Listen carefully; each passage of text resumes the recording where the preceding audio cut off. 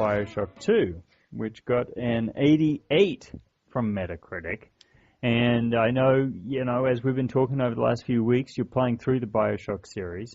And I'm sick of waiting. I want to hear what your Bioshock 2 impressions are. The first thing that struck me about Bioshock 2 was the dialogue. As I said, the dialogue in the original Bioshock was extremely well constructed, at least by video game standards, and actually understood various writing conventions and applied them in all the perfect places and very proficiently. And Bioshock 2 is written by the same person, Susan O'Connor, but it's completely lost any even smidgen of flavour from the period that is depicting. Perhaps they attempt to maybe do some Southern American cliches from the time, but it all comes across as technically proficient but incredibly generic standard filmic dialogue that could be in any random film that you're watching today, except it's at a vastly inferior standard because it's not a film.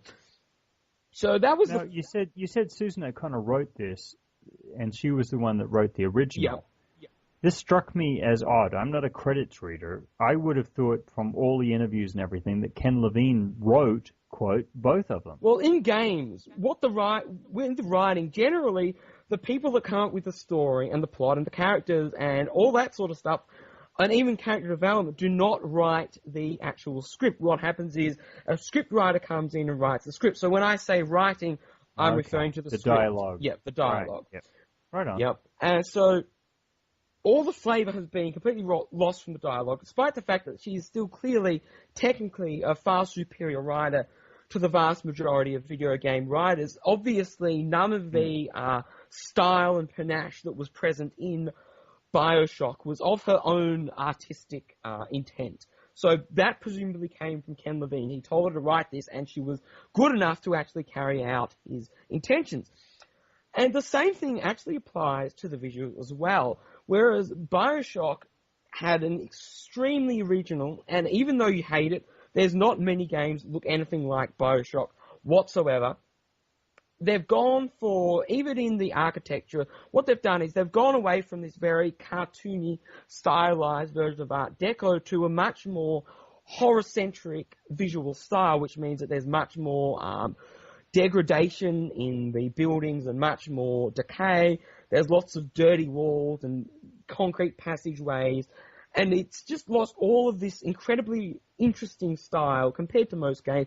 Once again, I'm not saying Bioshock did anything amazing with its Art Deco, but it stylized it so that they did it in an interesting way. Here you've got a generic depiction of Art Deco, which looks exactly the same as in Spec Ops: The Line or in any other game. And as I said in the previous podcast, Spec Ops: The Line, that was deliberate. It was meant to be gaudy, but it was just a good example because that's what it looked like. And here it's not deliberate. They're still trying to make the world look grandiose for the juxtaposition of the degraded areas. But because they've copied Art Deco, it fails. So the only visual style is the horror, and because there's nothing to offset it, it doesn't have any impact. So it just comes across as a really generic horror setting with lots of dirty walls and bloody walls and all that sort of stuff, with no originality or style to it whatsoever.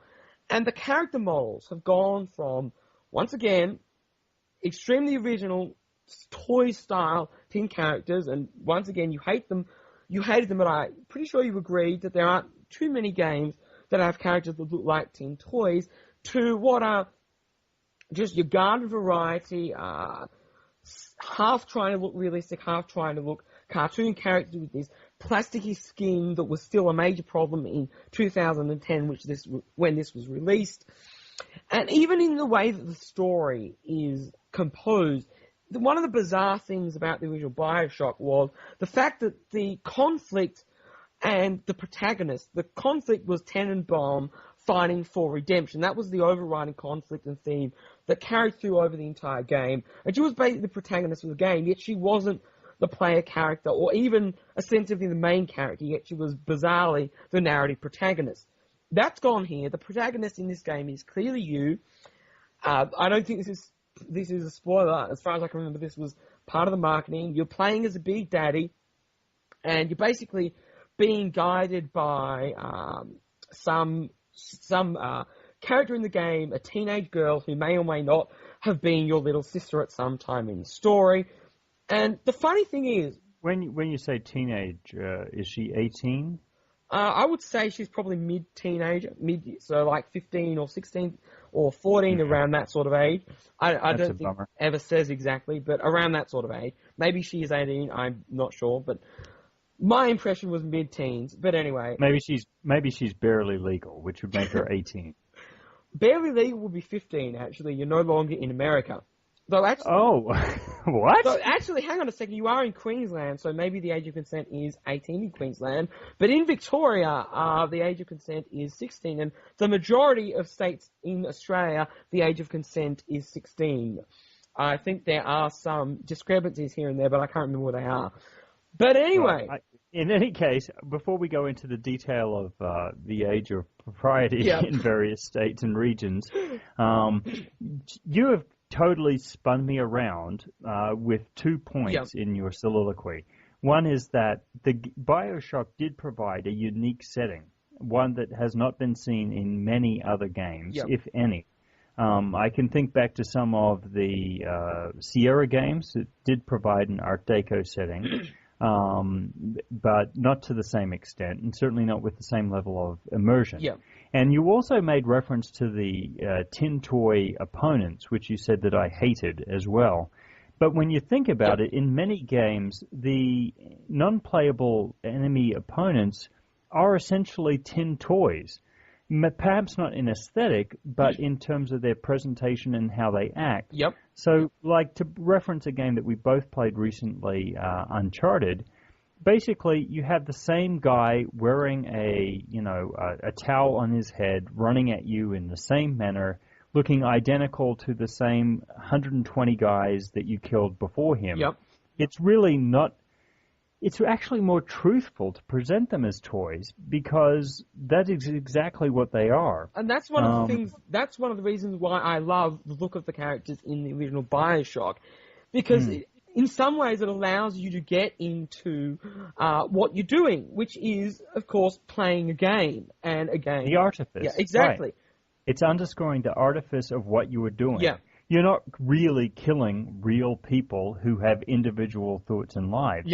And even a game which taps into reality in perhaps more than any other game has before with The Last of Us, you do still see the same enemy types appearing time and time and time again. And so perhaps there's no more truthful way to do this than as to present them as toys. And the whole world of Bioshock is an artifice. It is a stage. It is vaudeville. It is a game. It is a toy. And perhaps that's what Ken Levine is saying, something that we'll get into with our discussion of Bioshock Infinite, is that, hey, remember, this is an artifice, and this is not the most important part of what we're presenting here. We might be presenting something beyond really killer AI or character types or whatever. So congratulations. I mean, over the course of several minutes, you've actually, really flipped my mind here about Bioshock. Well, that's why I'm here, Phil. That's why I'm here.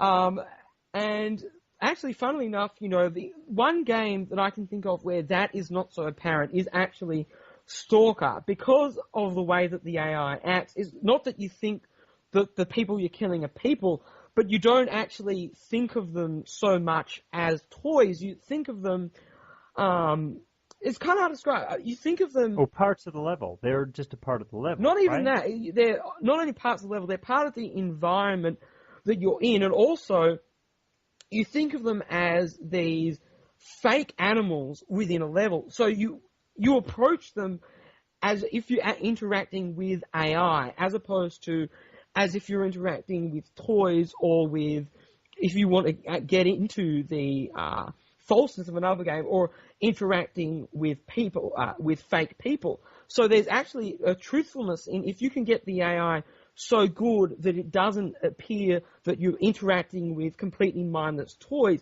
it's not that it makes you think of them as people, which another game might try to make you think from what they look like, whatever. It's that you then start to think of them as AIs, which is what they actually are. You know, I'm a complete idiot because here I have been criticizing Bioshock, right? Yep. But it's really actually a lot like WarioWare for the original DS or No More Heroes for the Wii, Yep. where they strip away the artifice and basically give you pure gameplay elements. And it might be low res or whatever. Now I sound like one of the idiots that would have played WarioWare and said, "Oh, the graphics are terrible. This looks like shit. Looks like an 8-bit game. What are they thinking?" Well, they're thinking of providing you with one of the funnest experiences in gaming ever. Yeah. Now, I'm not that much of an idiot because, Ken Levine does drape his games in a heavy syrup of, aesthetic and story and everything else. So it's not exactly like that, but I can see that same spirit there. Yeah. With someone of Ken Levine's age and experience going, hey, what are you guys talking about? This is a video game. Yeah. This is a game, right? And I think he does play to that in many ways with the storytelling because it is it's not presented as even a compliment to the gameplay. So there's not a sort of pretension where, well, we're telling the story so that it fits in with the gameplay. He presents the story completely disparate to the gameplay. So where are you getting the vast majority of the story from? You're getting it from, you pick up some random crap and then you listen to it. So you can just completely ignore that, right? So that may as well not actually exist. Yeah, right. You know what? Warren Spector is about the same age as Ken Levine, or actually about a decade older. Yeah. But Warren Spector of Epic Mickey and Deus Ex and all the rest of it, the difference with Warren Spector is that he thinks he knows how to make video games, right? So he still involves himself with gameplay elements, whereas Ken Levine, I think, hands over the gameplay elements to people who know better, right? Yep. And as a result, you can see the difference, right? The gameplay elements in these games, for the most part, can't be faulted when they're compared to, mediocre shooters. Yeah. Only when compared to mediocre shooters, not when compared to good ones. Mediocre shooters with perhaps a touch of Force powers. Yeah. So Bioshock's gameplay might be compared with The Force Unleashed. Yeah. Where you have both of those elements and they work pretty well, right? Yep. But the story is what pushes those games over the top. That is the Bioshock series. And I think that in Ken Levine's case, he's like, yeah, I get it. The game, has to have gameplay. You guys take care of that. Don't let it interfere too much with what I'm doing over here. Whereas in the case of Warren Spector, he's like, oh no, he wants to dip his hands into it because he thinks he's an actual video game maker. Yeah. And the genius of someone like Tim Schafer or Amy Hennig or Ken Levine might be to step back and go, I know my strengths, I know your strengths, you guys handle this, I'll handle this. Because we've seen countless examples, as we talked about in the last episode, of game developers who think they can write. Yeah. And that just doesn't work. Now, the thing that I find fascinating about Levine, and we're not going to go into this, but it's just such a bizarre thing. Everything he says in interviews that I've read, at least, is the complete opposite of what is in his games, and the complete opposite of what comes across from the content in his games. And you bring up Warren Spector. I remember quite vividly because of just the extremely disgustingly arrogant and obnoxious way that Ken Levine put this.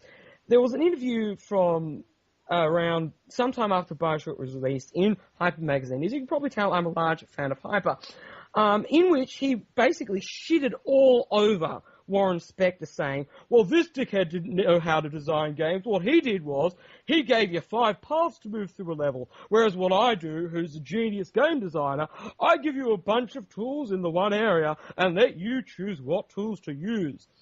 So, yet that doesn't come across in his games whatsoever, because the gameplay in his games, there's not so much of any sort of distinctive thing in the gameplay of the games that he designs, yet there are these quite obvious trays in the presentation of them. So it's completely bizarre that he comes out with statements that seem to be the complete opposite of reality, which I think the worst part about them to me is they come across as 100% pure marketing. But yeah, that's exactly right. I think he is a person whose public persona is so separated from whom he is. Yeah. That when he is talking to an interviewer, he is going to say marketing things. Yeah. And he is going to have been trained, and he's going to have been giving the 8 bullet points that he has to push through in this interview. Yeah.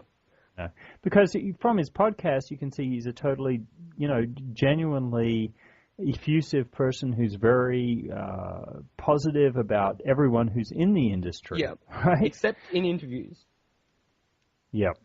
And that's the hilarious thing, that he's got these in his podcast, a series of interviews where he interviews people that he respects in the industry. Because in almost every single interview of his that you read, he's going to be picking out something that he can shit on and say, look, we did something similar, but so much better. Right. Yeah. But anyway. Which is pure marketing, that's what all marketing is about. That's right. You find something that's similar to you, and you say that you do it better. Yeah. Yeah. Because what you're doing is, everyone wants to say, you've all played Call of Duty, right? Yeah. Right? Or you've all listened to the Giant Bombcast podcast, right? Yeah. Yeah.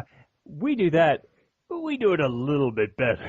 And people who listen to the Giant Bombcast go, oh, well, I do like the Giant Bombcast, but if these guys are doing it better, maybe I should give them a try. Exactly. And you should. Yeah, you should. I think we were talking about Bioshock 2, and the final area where this complete lack of understanding of what made the aesthetic of Bioshock so good is the music. Now, one of the great things about the music in Bioshock was that it was ragtime, which made absolutely no sense within the period. It was such an hilarious anachronism, but it was an anachronism that wholly benefited the gameplay because ragtime is fun, pumping music that perfectly fits shooting people in the face.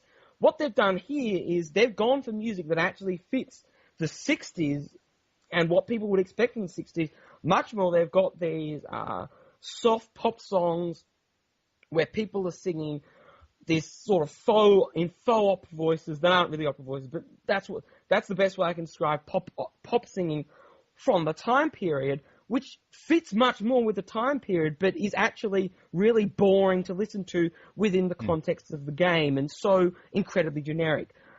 And the reason it sounds like opera is because there was no amplification back then. So that's why pop music from that period sounds like opera, because they were amplifying, right? Another way to put that would be is because they were actually using correct singing techniques, because, of course, classical music was still such a large influence. So you've got all the elements that made Bioshock such an original game and so enjoyable, because all these elements fitted together so perfectly. And what you've then got as a result is an incredibly generic horror title, horror first-person shooter. But the thing is, quite bizarrely, the gameplay is technically so superior, and even things about the aesthetic are technically better. The fact that you've got the story, you're the protagonist in the story, and you've got an emotional connection to the other characters in the story and what's happening. It's a much more emotionally affecting story. I genuinely enjoyed the story, but it was, you could have a story like this, a well-told story that's emotionally effective in exactly the same way in any other game, anywhere. So, and it's not like it was a groundbreaking, amazing story. It was just a good, enjoyable story, not a great story. So, when you have what was not necessarily a good story in Bioshock, but an original, completely divergent story, it comes across as incredibly disappointing. But the gameplay, they've made an infinitely superior shooter for one simple, blatantly obvious change. And that is, instead of having to switch between plasmas and weapons, you can now just press left mouse button to fire your gun and right mouse button to use your plasma, and I assume it works the same way on consoles. A simple thing like that completely changes the gameplay. it makes it much more intense. It makes it so much more sandboxy, like what they were trying to achieve in Bioshock, because you can quickly cycle through plasmids without having to cycle from weapon to plasmid. So you can do all these really cool combos that move between weapons and plasmids. And the plasmids themselves, there's actually a difference now between using lightning and using winter blast, because there are weapons that are better with different plasmids. So it's so much more complex in the gameplay. And the other most important alteration to the gameplay is that they've introduced big sisters, which big brothers, the reason they failed so poorly was because they were just exactly the same as any other enemy within the game. They just had a shitload more health.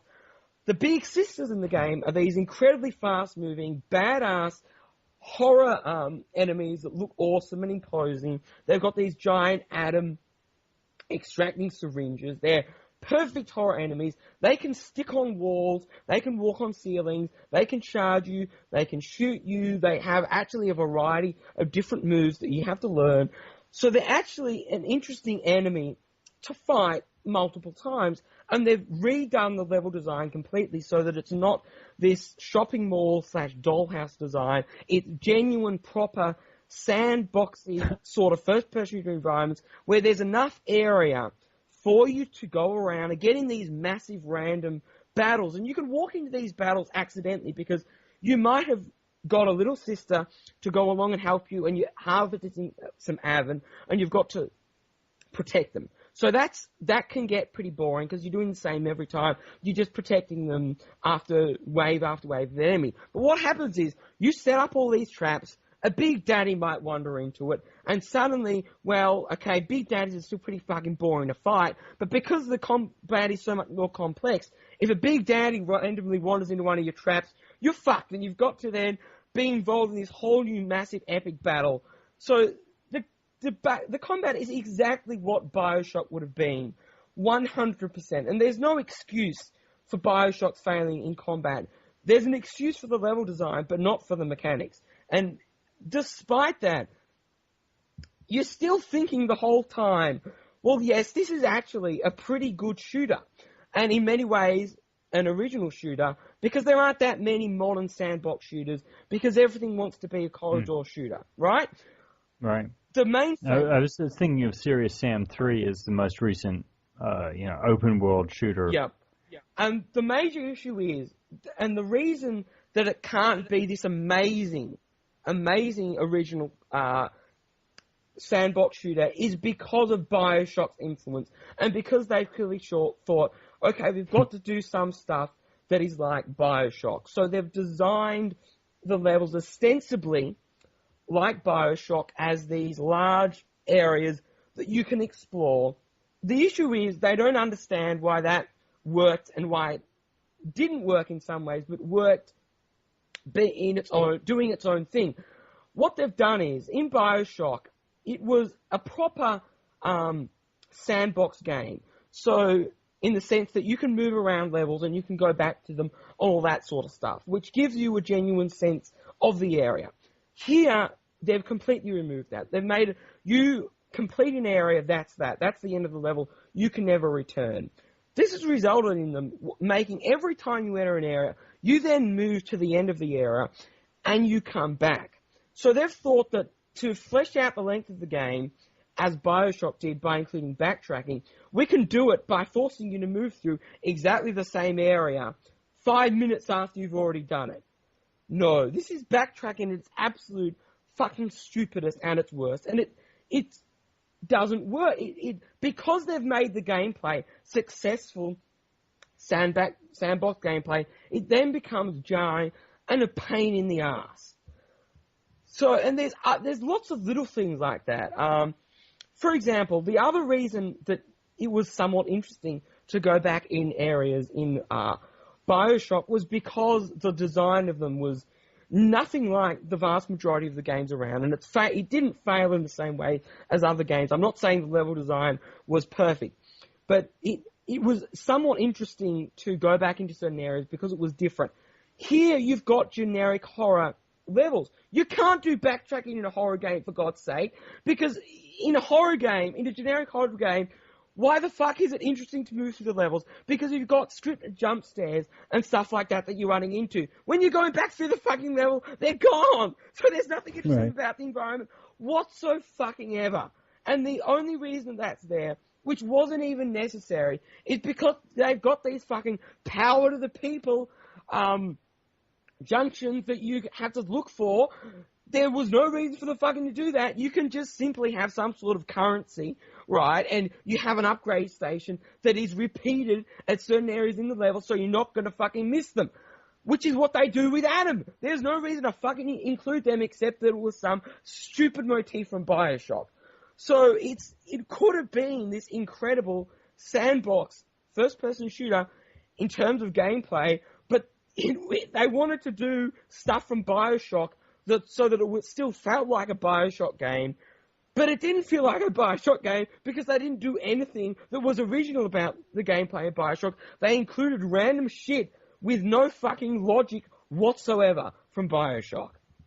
Well, I doubted they wanted to do it. I mean, this is much like the case where I'm not sure if we articulated this, but Bioshock 2 was made by a completely different set of people than the original Bioshock. And Ken Levine had and wanted nothing to do with it. Yeah, well, it was made by a completely different set of people, except for... Actually, if you look through the credits, the vast majority of people involved are the same, except for Ken Levine. Right, it's Take-Two Marin and Take-Two Australia, as I believe, that did play pivotal roles in the first game, but it was without the directorship of Ken Levine. Yeah, correct. So it's much like when Treyarch, was playing second fiddle to Infinity Ward with the Call of Duty series. Yeah. I actually enjoyed the Treyarch games more because they had more license without the creative overhead. And it sounds like that's the case with Bioshock 2 as well. Well, I think it's the case, except for the fact that maybe this was not due to the creative head. It could, of course, been corporate or someone saying, well, you've got to include more Bioshock elements. But I don't think that's an acceptable excuse because they could easily have included other stuff from Bioshock that could have worked or come up with some way to make it work. So I think they still deserve the problem for not being able to integrate certain elements from Bioshock successfully. And if they couldn't do it, they should have, I don't know, I think it's still a failing. If they couldn't do it, well, they then weren't good enough at design to carry something over. If you see what I'm saying? Yep. And the thing is, that makes it sound worse than what it is. In terms of gameplay, this is an incomparably superior game to Bioshock. And the best thing about this is, compared to Bioshock, is this ends so fucking well. The ending sequence in this, and as much as the ending, once you get past the beginning, which is so hung up on the story from Bioshock, and completely gives you the wrong impression of what the game is going to be like. There's Tenenbaum there. Once again, that's at the beginning, so I'm not considering that a spoiler. There's Tenenbaum giving some bullshit speech about something that has nothing to do whatsoever with the entire plot of the game. Once you get past her, a little bit further along, then they start doing what they want to do. And apart from random bullshit like the weapon stations, they do it exceptionally well. And from then on, it is a rollicking sandbox first-person shooter, and it ends so well. They take everything that they've done in the game so far, and they do it they take it to the extreme, as so many excellent first-person shooters do. That's how so many great first-person shooters end. They don't come up with something new. They take what they've done, so you know what you're expecting, but they make it completely fucking ridiculous, which makes it so fun because you're experiencing the same thing, but in a different light, rather than in Bioshock, where, once again, I had no problem with the boss, but in Bioshock, you're confronted with something completely bizarre and different that had nothing to do with the entire game, right? So it's a completely superior game to Bioshock on so many levels, technically, especially in terms of gameplay, but the fact that it is so generic and it fails in so many bizarre ways and significant ways, I cannot consider it to be better than Bioshock, even though technically it is without a shadow of doubt the vastly superior title. Yeah, perhaps if Bioshock had never been released and this was Bioshock 1, you know, you'd think differently about it. But obviously that second game around takes off a lot of the edge. And if it hadn't been released, they might not have had the issues that they had to follow, that they had to copy from Bioshock that really hamstrung it. So if Bioshock had not been released, if this was an original 2K title, this could have been getting an 88 on Metacritic, simply justifiable by the gameplay alone, and an extremely high-quality title. It's not an extremely high-quality title because it is hamstrung by a lot of elements from Bioshock, which they didn't successfully carry over. But it is vastly superior to Bioshock, and as I said, because of the generica in it, I'm forced to score it lower than Bioshock, which means it's getting a 6 out of 5. Wow. Well, I was actually guessing a 6.5. So, oh my God, you were 100% correct. And my apologies to J4GX Champ, who I'm now deliberately getting his name wrong for his information. I forgot to mention his prediction. His prediction was a 5 out of 10, if I remember correctly, so he still would have been wrong anyway. Yeah, he still would have been wrong. And like any of our other listeners, if you're out there, we really do appreciate your listenership. It's increasing every week, which is really encouraging to us that we're doing the right thing by babbling on to each other about video games. And if you have something to say, probably the best way is just to come onto our website and comment. You can do so without registering, et cetera, use a fake name. And just let us know what you think of the show, what you like, what you don't like, or you can hit me up on Twitter at GameUnderPhil. Remember, our website is GameUnder.net. We really do appreciate your listenership, and please do tell a friend. I am Phil Fogg. I am Tom Towers.